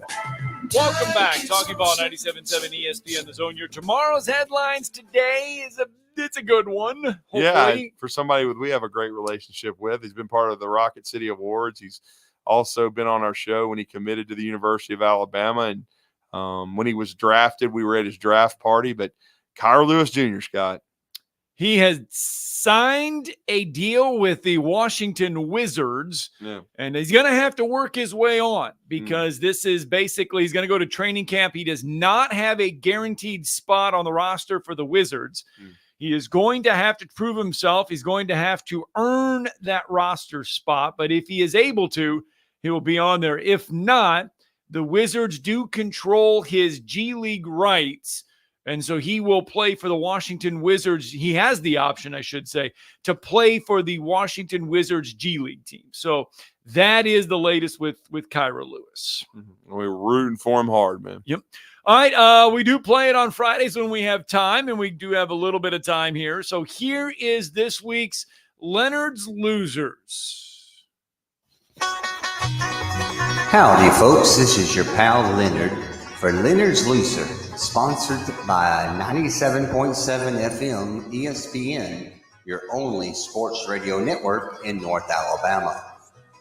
Last week, the smart little machine worked well. We went 3-0. So let's get to this week's group of losers. Alabama at Vanderbilt. The Tide will be rolling into Nashville to take on the Commodores at 3 o'clock as the #1 team in the country. This might be a classic David versus Goliath. Alabama, after all, does have a roster filled to the brim with 5-star talent. They got size, they got speed, and they can score faster than we can say Roll Tide. And oh yeah, they got Hollywood on their team. Now, although Vanderbilt is much improved, it'd be like bringing a rubber knife to a gunfight. Leonard's Loser, Vanderbilt. Auburn at Georgia. In the Deep South's oldest rivalry is upon us this Saturday. The Auburn Tigers are headed to play between the hedges. The Tigers entered the game 2-3 and have looked actually worse than that. Now, come Saturday night, when the game finally ends, Georgia will show why it's still one of the top 5 teams in the country and why Auburn has fallen well off the map. And freeze alert is on the hot seat. Leonard's Loser in a blowout, Auburn.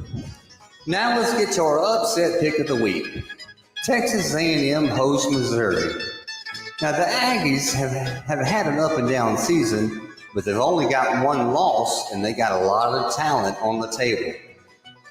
This group of Aggies has quietly made their way to be a true contender in the Southeastern Conference. On the flip side, the Tigers have shown some flashes of promises, but lack consistency, and it'll be a late turnover that will make a difference at Kyle Field and send these Tigers back home with their tail between their legs. Leonard's loser, Missouri. Now, until next week when we have more losers, get us out of here, Percy. Well, he had a good week last week. Let's see what happens, Well, I mean, That's an look, interesting – I don't necessarily I think disagree two of with the it. three, I don't want to say guaranteed, Yeah. but two of the three are very, very good picks there. I mean, Vanderbilt and Alabama. Yeah. You're going to say Alabama on that one. Georgia, Yeah. Auburn. More than likely, you're going to go with Georgia because they're playing in Sanford Stadium, where Auburn has just been disastrous over the past few years. Well, I will say this. I think you said that the spread is still, about 22 to 22, 24? yeah. 22. I wouldn't be surprised if Auburn can keep it closer than that. And maybe, it could be maybe a 31 to 17 type game. But I'm like you. I still don't see a path for Auburn to win, because I will say this. All this woulda, coulda, shoulda with Georgia. If Georgia can't beat Auburn, then at home, then they're not a top 5 team. And I think they are. So this is going to be a really tough matchup for Auburn, even though they have made explosive plays. They've played well offensively at times, but that's a really good Georgia defense. And Auburn would have to have a game for once where they don't turn it over at all, I think, to give themselves a chance. But I do like Georgia in that game. But I don't disagree with them. I actually A&M is about a 2.5-point favorite. Right. I wouldn't be surprised if A&M does win a close game. Matter of fact, I would take the Aggies around 21 to probably 17. All right, there you go. That is our week in a nutshell. No Saturday show this week, so no University Kia this week. No University Kia, but anyway, got to meet AJ Seaton, big dude. Yeah, he's a big dude. I thought he played pretty well on that Friday against A-Rap. All right, both ways. We'll be back at it Monday morning. Don't forget high school football plenty tonight. Stay around for the Woody Anderson Ford High School Football Scoreboard Show, powered by Lake Gunnersville Ace Hardware. We'll have all that for you coming up tonight.